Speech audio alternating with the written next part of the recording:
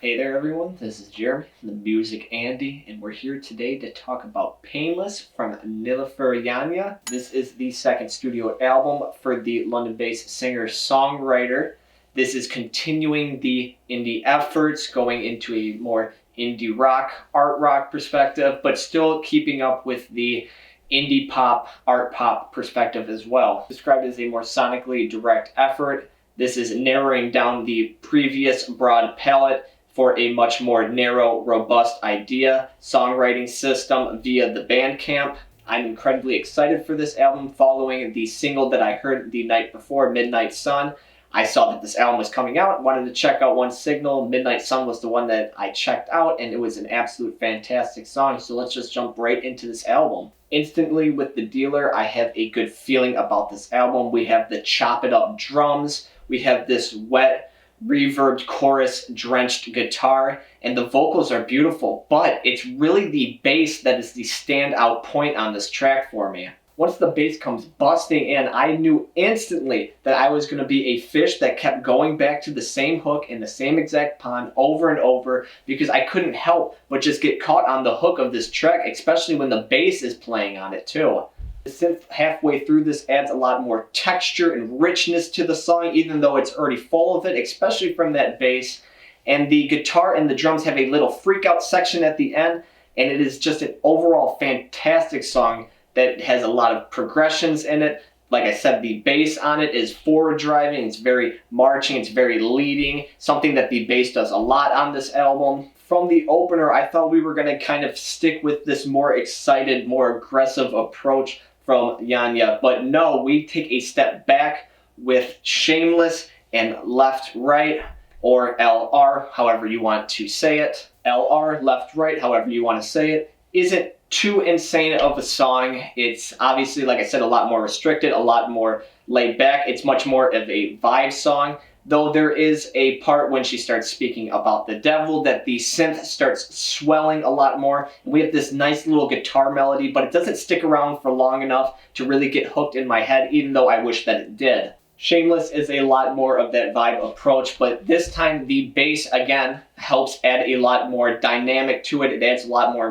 animation, a lot more movement in this track, and it's very dictating. It's very well paired with the vocals on this. And at the end of bars, little fills at the end are really noisy. They're full of fuzz. It's a fantastic contrast to the overall song. Stabilize has a return to sound on the first track of this. It has the chop it up drums, and it has an arpeggiated guitar on it.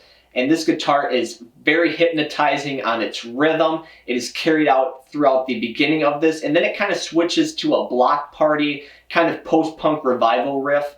And I see that people are talking about this album being a post-punk album or having post-punk elements on it. I think that when they're talking about that, they're only really talking about this little section, because we have the fast strums that kind of stick into like a 4-root key kind of scale. It just does a lot that post-punk does, especially post-punk revivals like Block Party, Franz Ferdinand, Interpol, The Strokes, that kind of thing. Now comes my favorite part of the album, the next 4 tracks. Chase Me, Midnight Sun, Trouble, and Try are all fantastic tracks, and they all work well with each other. Chase Me has some of my favorite drums on this entire album. They're super trashy, and they're super brash compared to the reverb chorus delayed guitar that's on this. Almost sounds like a Nirvana power chord riff playing on it. But the drums, again, me saying trashy and brash does not mean a bad thing. These are very interesting tones, and they catch my ear, and they really grapple my attention the entire track. This is a simple track for the most part. The thing that really makes it work, though, is all of these tones working together and contrasting each other and adding dynamics to it and just adding an overall rich feel to the atmosphere of music that's being played. There is this little end section, though, that has these scattered vocals and the synth that's just swelling and it's just boiling over, and that is a fantastic part of the song, though. Definitely a very memorable part of the track. Not simple at all. Midnight Sun, my favorite track of this entire album, again has those chop it up drums. Not the trashy brash ones, but the chop it up ones. You know what I'm saying.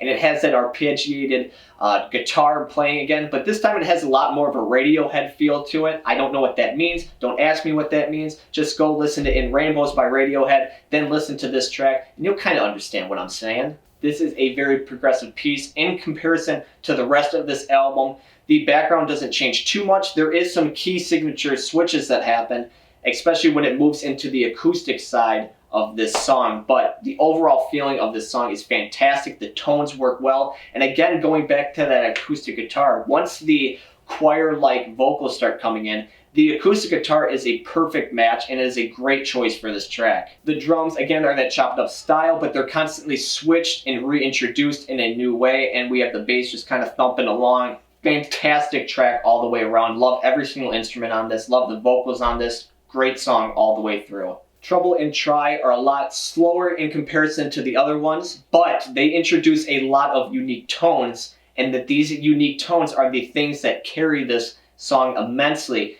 And they are paired with nice vocals. Yanya is a very nice songwriter and very good singer, but the unique tones that are used to match these vocals are the standout for these tracks. Trouble has this harp-like rhythm going on and these euphoric synths that come diving in, kind of assaulting it and leaving me with chills every time that I'm listening to it. And they really start to boil over, especially at the beginning, the end of the song. Try is a track that reminds me of when I would take my guitar as a kid and pluck the top head of it, and with the strings that were very tightly wound, they kind of leave these plonky-ass noises. These plonky-ass noises are all over this track, and it's a main rhythm on it, and is a very nice contrast to the vocals that are going on here too. And speaking about the vocals, the vocal melodies that are on this track are probably the best on the entire album. They're super catchy. Every single section of it, the bridge, the chorus, the intro, the outro, everything just works, especially on the vocal melodies. And then going back to the other instruments, the bass and the sweeping guitar that would come in are very nice role players to this track. Again, helping Yanya be able to soar vocally instead of being more contained. Company was probably my least favorite track on this. It kind of just felt like a diet chased me. It's probably one of the songs that I would accidentally hit the skip button, except for the little synth part that it has in it.